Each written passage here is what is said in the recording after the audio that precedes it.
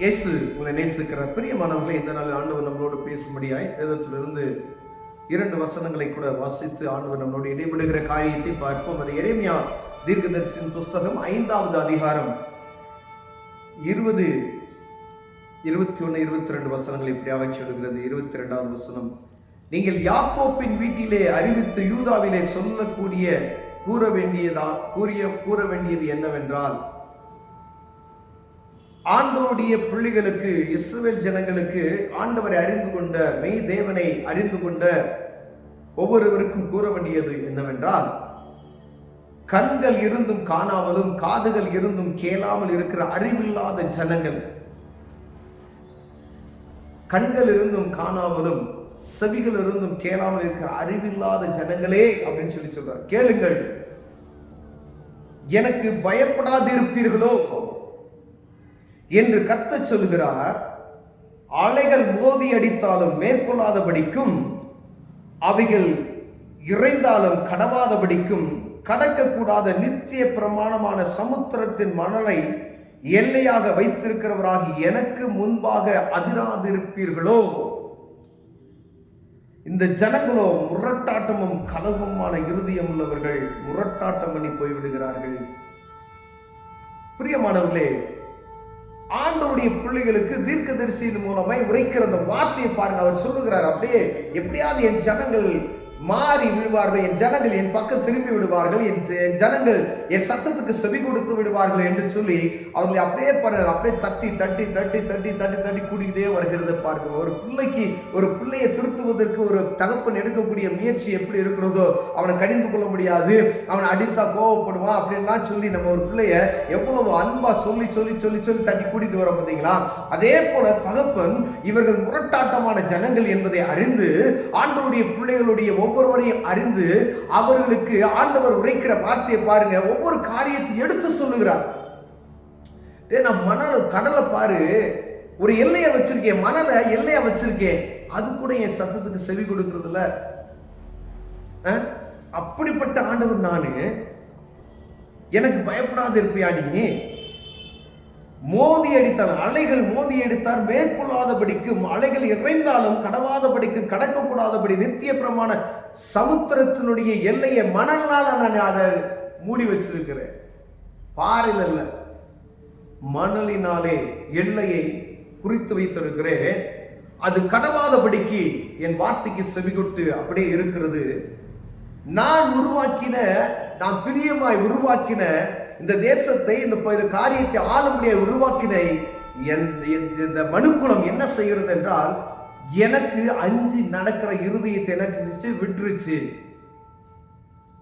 எனக்கு கடவுளை குறித்ததான பயமற்று போயிருக்கிறாங்க. அவங்களுக்கு கண்ணு இருக்கு, காது இருக்கு, ஆனா என் சத்தத்தை அவங்களால கணிக்க முடியல. கண்ணு இருக்கு, ஆண்டோடைய காரியத்தை பார்க்க முடியல. அறிவில்லாதவர்களே அப்படின்னு சொல்றாரு. கேளுங்கள், கடலை பாரு, சமுத்திரத்தை பாரு.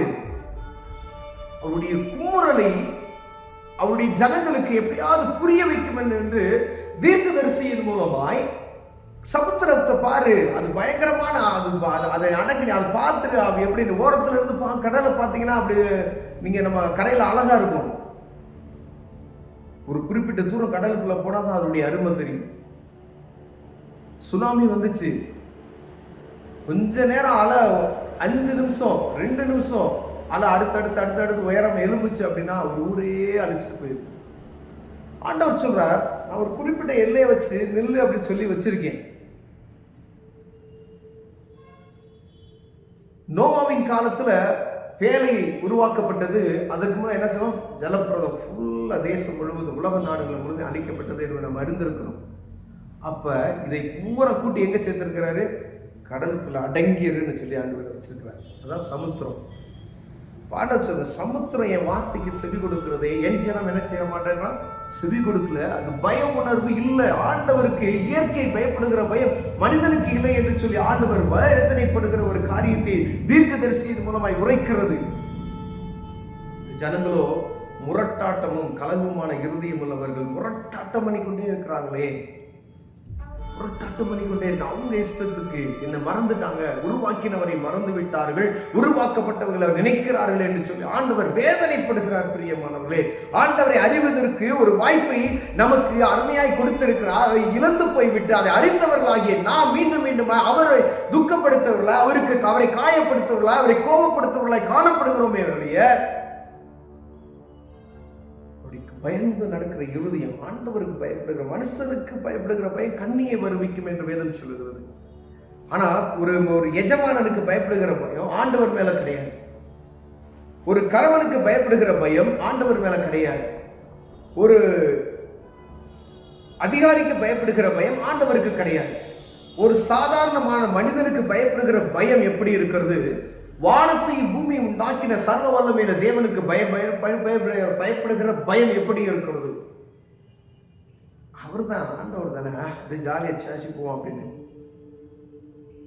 சோதோம் குமாரா பட்டணம் புசித்து குடித்து இன்பமாய் விடிய விடிய ராப்பகல் அவங்க அப்படியே ஜாலியா இருந்தாங்க. விடியும் பொழுது ஒன்றும் இல்லாமல் அவருடைய கோபாக்கினை, பாவம் எங்கு பெருகுகிறதோ அங்கு அவருடைய கோபாக்கினை வரும் என்று வேதம் சொல்லுகிறது. விடிய விடிய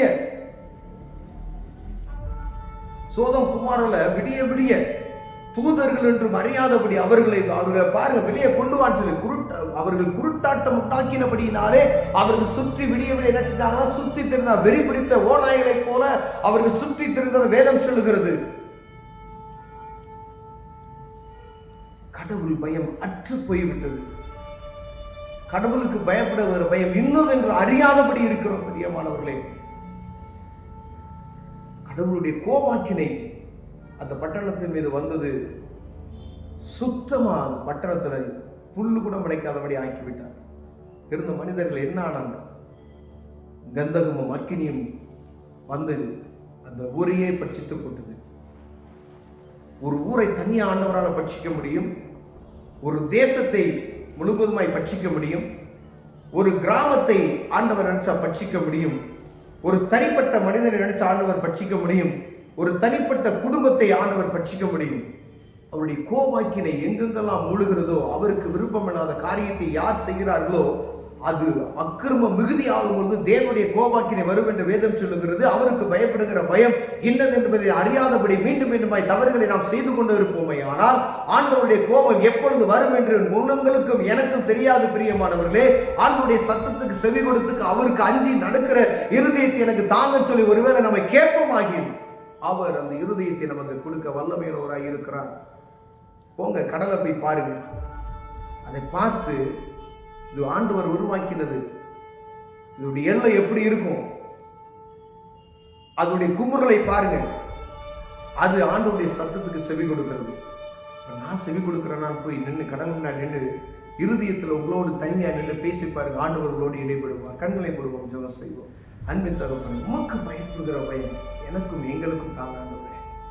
மனிதனுக்கு பயப்படுற பயத்துல நான் கரெக்டா இருக்கும் ஆண்டவரே.